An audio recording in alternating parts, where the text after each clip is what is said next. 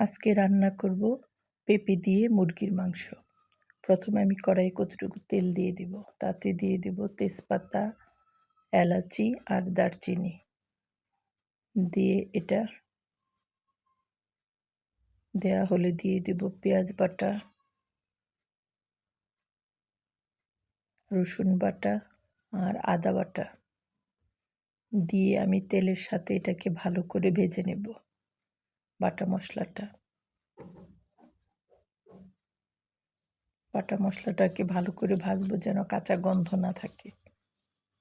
যখন ভালো করে ভাজা হয়ে যাবে তখন তাতে আমি দিয়ে দিব মরিচের গুঁড়া, হলুদের গুঁড়া, ধনিয়ার গুঁড়া, জিরার গুঁড়া, গরম মশলার গুঁড়া আর স্বাদ অনুসারে লবণ।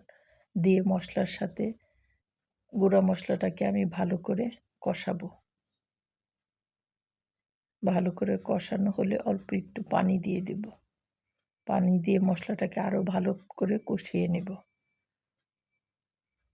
মশলাটা যত ভালো করে কষানো হয় রান্নাটা তত মজা হয়। কষানো হলে তাতে আমি একটা মুরগি দিয়ে দিব। আমি মুরগিটা আগেই ভালো করে কেটে ধুয়ে নিয়েছিলাম।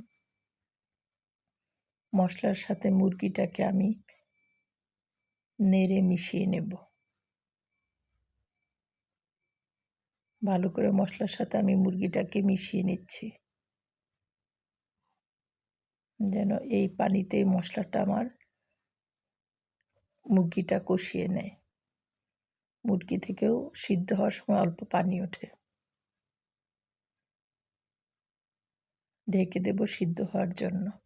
যখন এই পর্যায়ে আসবে তখন আবার আমি আর একটু নেড়ে দিব, উলট পালট করে নেড়ে দিব যেন ভালোভাবে চতুর্দিকে সিদ্ধ হয়ে আসে।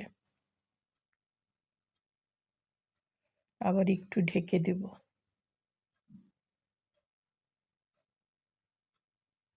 ঢাকনা খুলে আমি কিউব করে পেঁপে সিদ্ধ করে রেখেছিলাম মুরগির সাথে, সেই সিদ্ধ করা পেঁপেটাকে ভালো করে কষিয়ে নেব।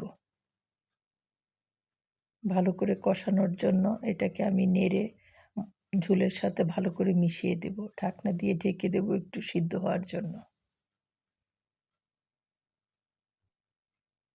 যখন ভালো করে কষানো হয়ে যাবে